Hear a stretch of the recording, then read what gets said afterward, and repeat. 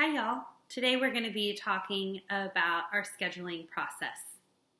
For your convenience, there's a mobile app with the system that we use, which is called Planning Center Online. I would encourage you to download that app as you'll be using it often. So the way that we do our scheduling is we schedule a month at a time. So on the 15th of the month, or by the 15th of the month, you will go into Planning Center Online and you will block out any dates that you know you cannot work for the next month. Here's what I encourage you to do. If you think there's a chance that you can't work, go ahead and block it out. It is better to block it out and then to let us know that you're actually available than to try to find coverage on the other side. I also want to let you know that Planning Center, when you go to block something out, it is default to block out for the whole day. But that is not your only option.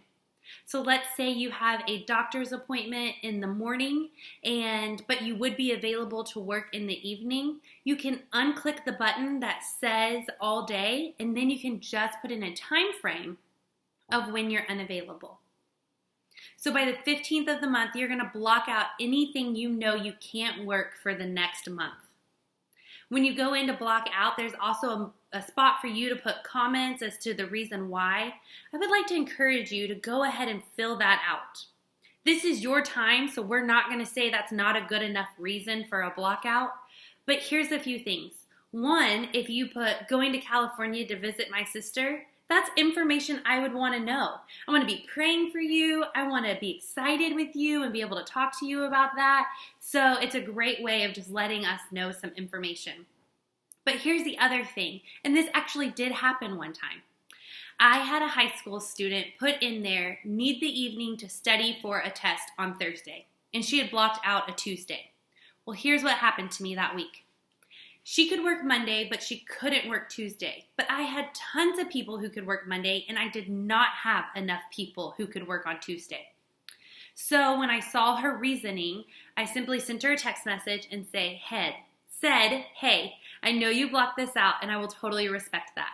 But by chance, could you have Monday off to study and work Tuesday for me, as I'm having a hard time getting enough people for Tuesday?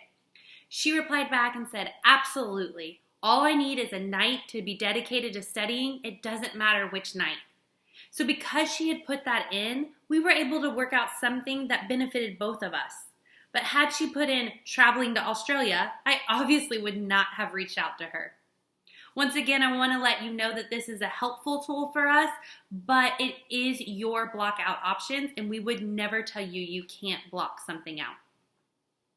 So you're going to put in your block outs by the 15th of the month. And then between the 16th and the 18th, your campus staff person will send out the schedule for the whole month. We want to do this to honor you. That way you can know when you can make plans with families and friends and when you're working. So we'll send out the schedule for the whole month. Remember, you cannot put in a block out after the 15th. The system actually does tell us when you put those requests in, and so please don't try to use the system in that way. You have till the 15th to block out, and anything past that, we ask that you don't block out, as it will tell us that you're submitting it too late, and we won't be able to accept that block out.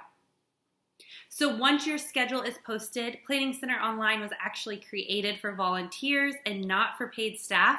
So you will see an accept and decline button. Every single time you get your schedule, you're going to go in and hit accept. You'll never hit the decline button. I'll explain why later. So you're going to hit accept. This is just an extra way to communicate with us and say, yep, saw my schedule. And you are now responsible for working any scheduled shifts that you are put on the schedule for that you did not block out. Do we understand that on the 15th of one month, you might not know everything that could come up for the next month? We do. So for that reason, we also ask that you download an app called GroupMe. It's one word, GroupMe. It's basically just a group text messaging system. And then you'll be invited into your event staff group. And in that group, you can ask for coverage.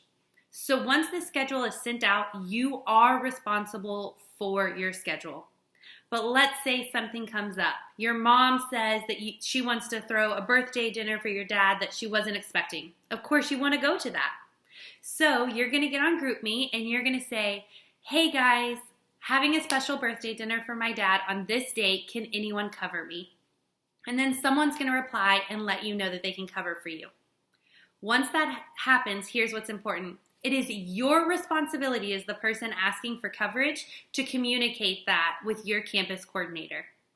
So you need to text, call, email, whatever, and say, on the 21st, Susie is going to cover for me. And then the campus person will go in, they'll take you off of Planning Center, and they'll add Susie on. This is really important because if by chance you and Susie do not show up to that event and you did not tell us that she's covering for you, we're going to be calling you and we're going to be asking you to come in. So make sure you communicate that so that we can take you off the schedule and we can put Susie on. Also, now Susie will have that on her schedule, so she'll be reminded that she said she would cover for you. If for some reason you ask for coverage and nobody in the group has replied, one, I would like to encourage you to ask again.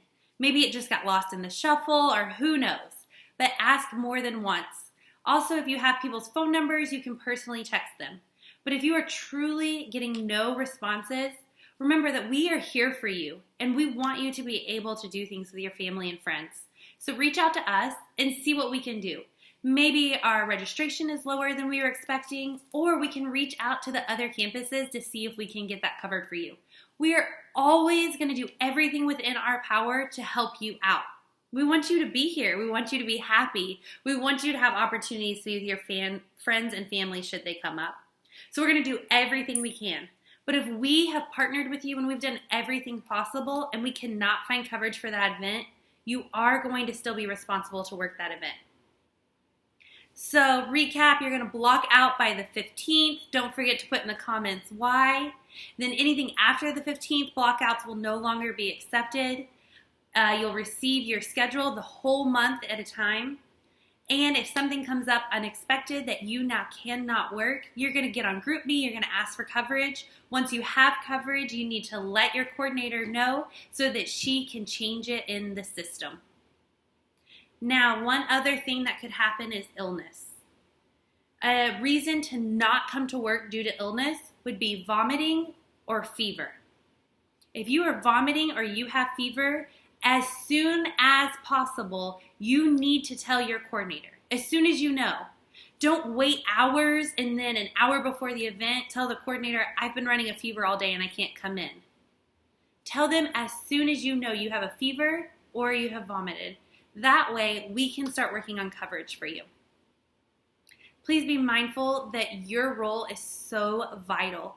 And while we never want you to be uncomfortable or not feeling well, something like a headache or a cough might not be a reason to not come to an event. You're always welcome to reach out to your coordinator and let them know what's going on. They can try to help you find coverage or you can try to find coverage through GroupMe. But if it's not possible, please still come in and do the very best that you can do during that event, as your role is so vital. If we lose teachers, we can't open classrooms. Also, your team will rally around you and pray for you. That's the best part of coming together with our fellow believers. But once again, if you have a fever or you're vomiting, please keep that at home, but we still want to be praying for you. So that's kind of our scheduling policy. You're going to make sure that you're checking PCO all the time, Planning Center Online, and GroupMe. GroupMe is not only a place that we talk about coverage, but also just have fun together, put funny messages to one another, or prayer requests. So make sure you download those two apps. If you have any questions about how we do our scheduling, please let your coordinator know. Have a wonderful day. Bye.